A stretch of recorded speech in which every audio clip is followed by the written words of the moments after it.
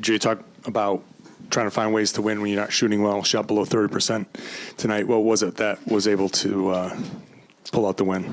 Just the margin. So, we won the shot margin, won the free throws, won the turnovers, won the offensive rebounds. And so those are the things that we have to fight to do all the time. It's easier said than done, but that's a recipe for winning.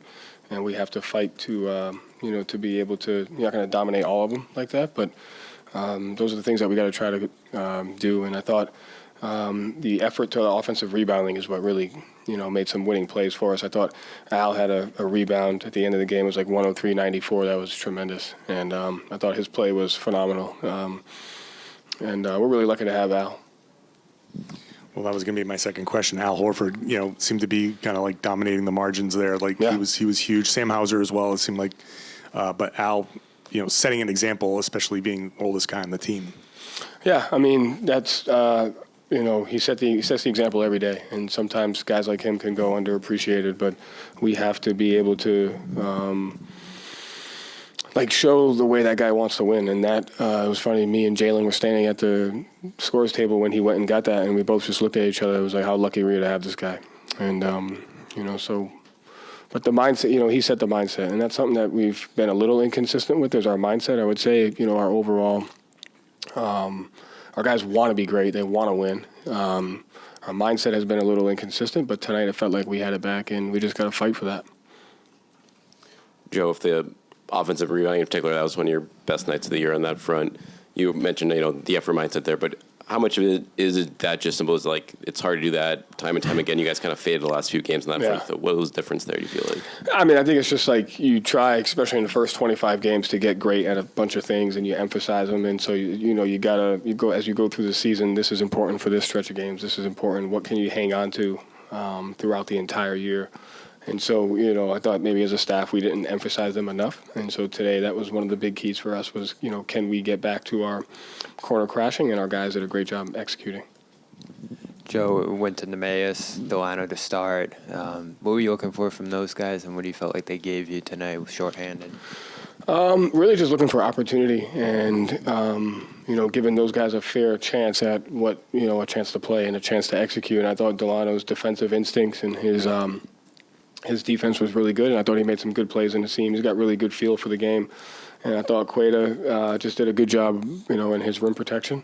And on the offensive end, just kind of making the game nasty. So I thought both those guys did a great job. And, credit to our development staff that keeps them ready. But those guys come in every day. They never know when they're going to play, and their name was called. So I just wanted to prove to them and show them that, their hard work can pay off. And we're going to need all of them in some capacity at some point. We talked a little bit about the balance between the passing and, mismatch hunting pregame.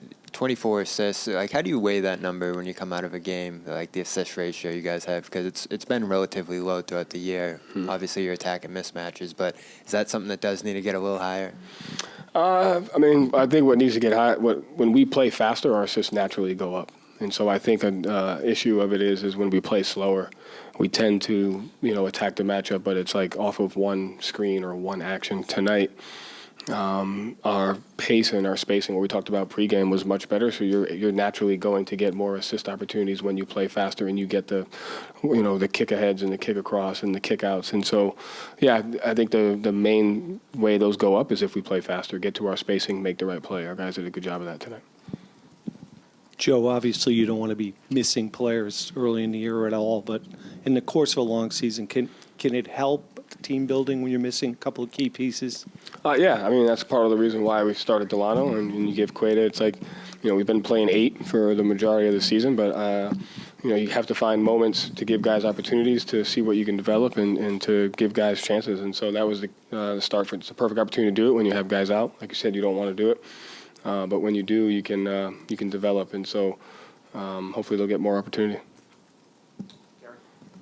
Joe, 16 games in, what are you still in the experimental stage?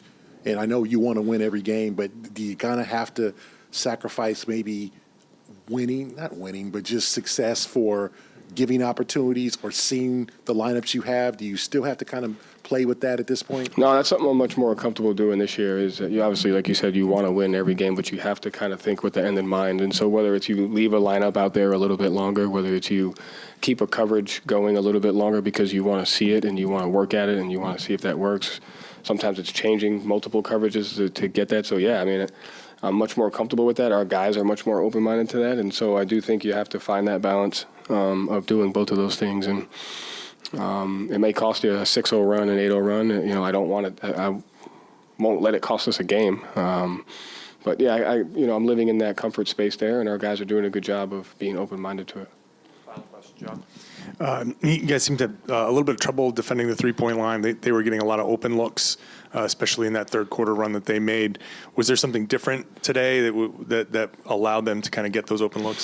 So that's interesting. We didn't have trouble. That was just kind of like we didn't adjust yet. And I think when you're playing against a team like that, you have to be diligent in your timing of when you're going to adjust. And so in the first half, we sent everything over the screen. In the second half, we tried to send it away from the screen.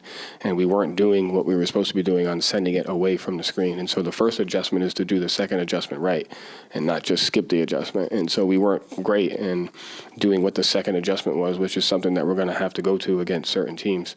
And at the same time, you can't overreact to their pick and roll threes. It's the other stuff that kills you. And so you give inch out, you foul DeAndre Hunter on an inch out three. You give up an offensive rebound three to Bogdanovich. You give up a couple of transition threes to Bogdanovich. You jump at a DeAndre Hunter pump fake. So I see where you guys are saying that, but as I'm looking at it, it's like, yes, these three-pointers they look like clean looks, but we've given up. We've been unsolid in so much other areas that if you then adjust, you're not hanging on to anything. And so that's kind of the line in the space that you have to live in against a team like this is if you're going to give up everything, then you're in trouble.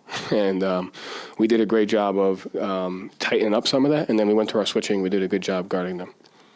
Thank you, Joe. Thank you.